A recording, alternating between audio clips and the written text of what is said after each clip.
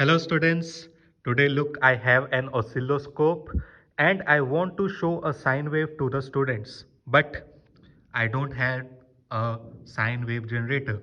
So for this I have made this. I am giving the current to a motor and that motor is connected through the gears to the other motor. So when this motor will rotate, this motor will also start rotate and it will work like a generator. So it will generate an alternating current which we can see on this oscilloscope. So let me turn it on. So you may see it is not a perfect one, but to show the students हमारा काम चल रहा है, right?